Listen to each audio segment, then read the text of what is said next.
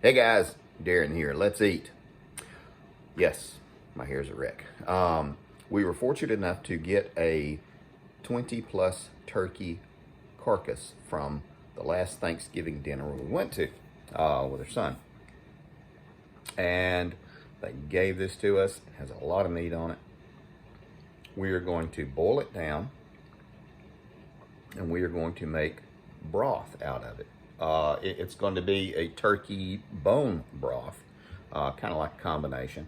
We're going to put in a bunch of vegetables. We're going to put in, right now at this point, we have garlic, we have green onions, we have chives, we have basil, and we have a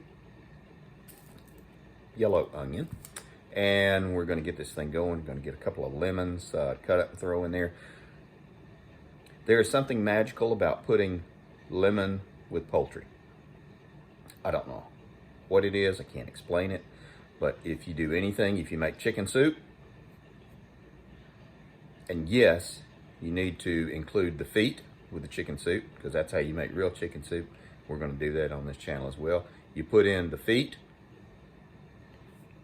make chicken soup, you throw in some lemon. It is magical, the connection. But we have the carcass. We did not pick it clean because we're going to boil this off, strain it. We're going to pick out the meat. German Shepherds are going to get the meat. And then we're going to reduce this even further. It is going to be a wonderful bone broth. The last batch we did, we did a video of it a few days ago. Last batch we did, we came out with 13 quarts. I've given away 4 and used that many. So we are actually down because it is so good if you're going to do like dressing instead of buying broth, which is, yeah, it's okay, but why not make your own? You know what's in it.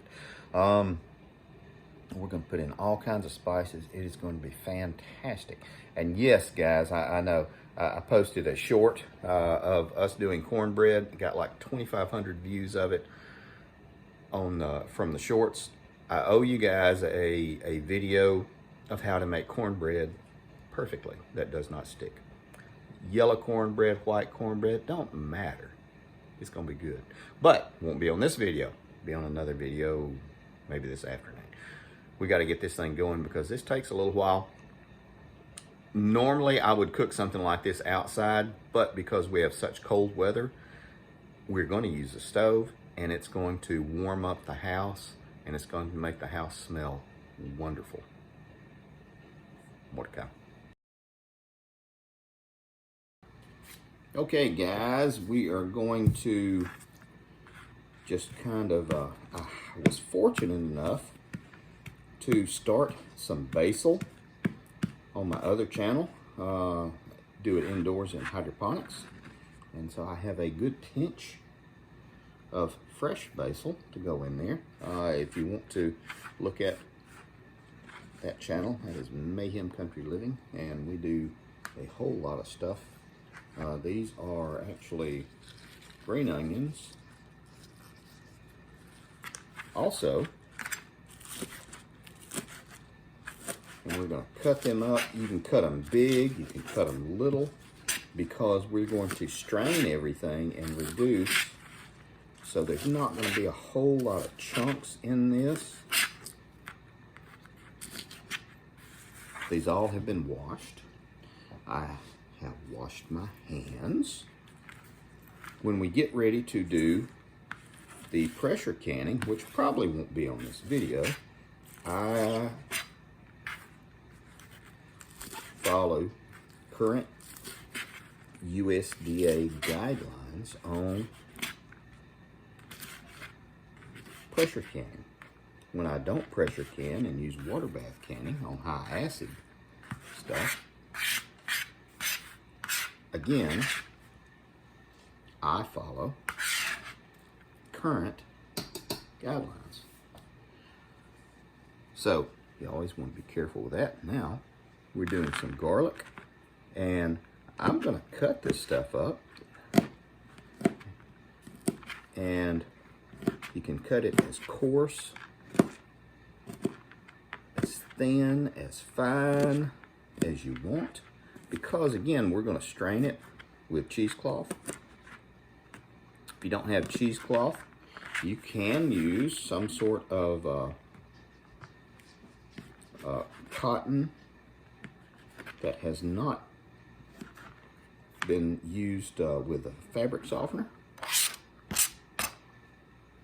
Garlic. That is almost 1 bulb of garlic, and going in. Onion, yellow onion. It is not a Vidalia onion. Now I want to show you something.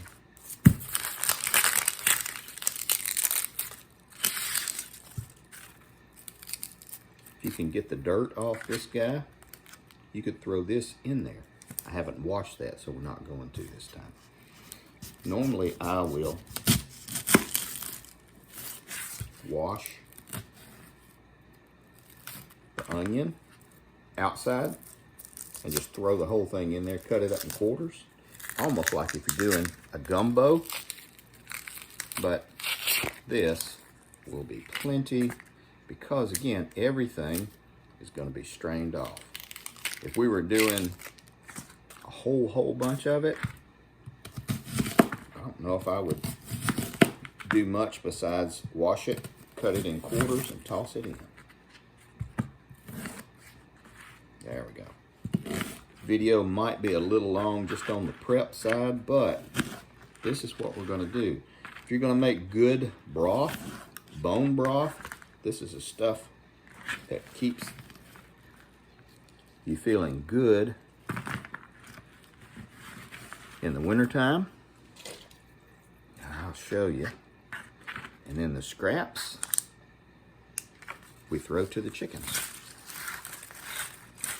So, more to come. Okay guys, now we're back. This is fresh rosemary we're cutting up. And again, don't worry chunks size-wise. You just want to break it up to where it infuses the oil into it. This is parsley from our herb garden. Because again, it's all going to be strained.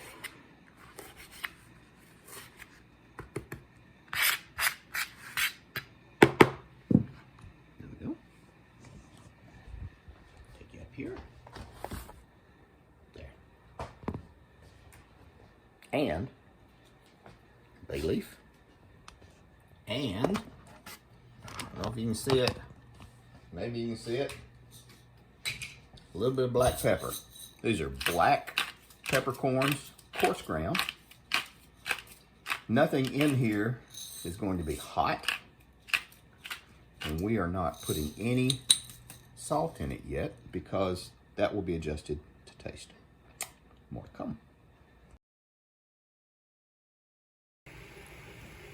Okay guys, we have these jars, these quarts of stock getting ready to be processed. We're doing a pressure canning method. We're following modern USDA guidelines, so we're all doing good. I can show you how to do this.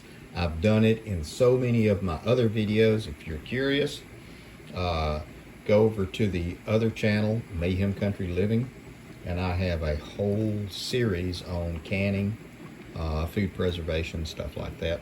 I'll go into a little bit more in-depth later, but this is a pressure canning method for low acid foods. And we're gonna put the top on this thing, and hopefully we'll be done with this in about 50 minutes. Did you wash? There we go. Everything is finished processing. Every jar sealed up nicely.